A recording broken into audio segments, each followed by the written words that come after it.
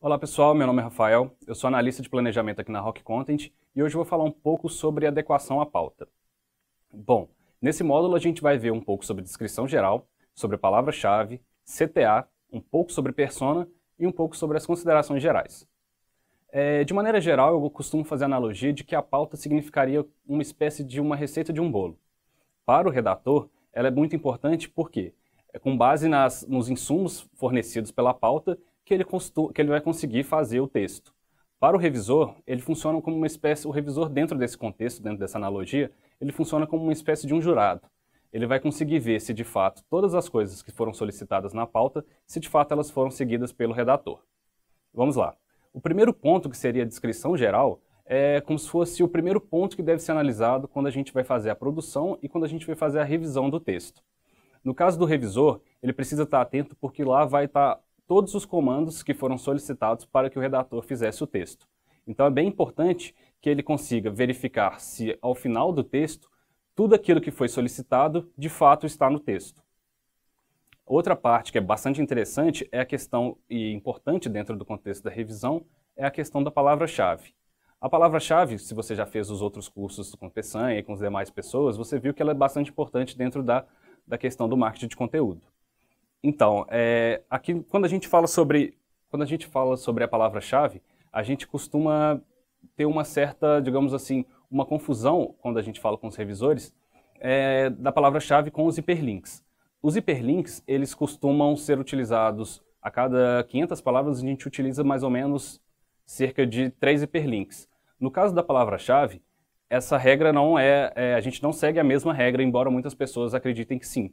O que a gente precisa fazer é seguir um pouco, digamos assim, do bom senso e seguir uma boa prática que a gente trabalha aqui na Rock, que é a palavra-chave aparecer na introdução, em um dos intertítulos e na conclusão.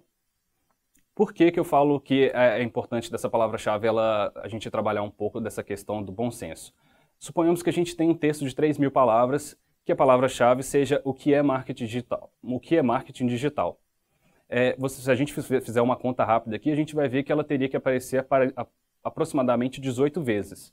Primeiro, que ficaria basicamente impossível de fazer a leitura desse texto, porque é um termo um pouco grande e é bastante difícil de fazer adequação dentro do texto, e a gente pode ser até punido pelo Google pela inserção de forma, digamos assim, discriminada da palavra-chave. Um dos pontos que também são avaliados, que é papel do revisor, é a questão da análise do CTA.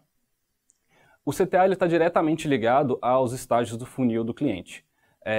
Então, digamos assim, que a gente tem um texto de um conteúdo de atração, que seria um conteúdo de topo de funil. É muito difícil, provavelmente esse CTA vai ser curtir a página no Facebook, fazer um comentário no post, compartilhar nas redes sociais e etc. É muito difícil que esse post, no caso, ele conte, por exemplo, com um CTA que seria entrar em contato com o cliente ou entrar em contato, enfim, fazer um teste do software, por exemplo. Por quê? Até então, a persona, se a gente for considerar todas as etapas do funil de vendas, ela ainda não sabe que ela precisa, de fato, da solução que a gente está apresentando. Outro ponto que talvez é o ponto final que a gente precisa analisar quando a gente faz a questão da análise da adequação da pauta é a questão das considerações gerais. As considerações gerais ela vai variar de projeto para projeto. Por exemplo, suponhamos que algum projeto tem algum tipo de palavra que não possa ser utilizado dentro do contexto da empresa. Nas considerações gerais, provavelmente isso vai estar lá. Além disso, tem outras informações que são bem interessantes, como, por exemplo, a quantidade de ocorrências da palavra-chave que são solicitadas pelo cliente, na maioria das vezes está nessas considerações gerais, além de coisas bem específicas. Por exemplo, se caso o cliente tenha um guia de estilo, que o guia de estilo serve para digamos assim, dar um norte para a produção do conteúdo, e lá tem, enfim, todas as informações que o cliente precisa que você saiba sobre o projeto dele, como palavras que não podem ser utilizadas, frases que não podem ser utilizadas, até mesmo a questão da linguagem, se ela é uma linguagem mais despojada, uma linguagem um pouco mais fechada, lá nas considerações gerais você vai conseguir ver tudo sobre isso.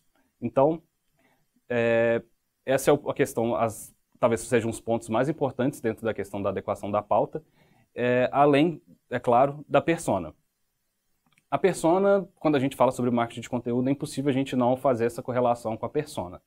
Ela basicamente norteia todos os passos que a gente faz, a gente trabalha, e é muito importante que o texto esteja adequado com as dores da persona.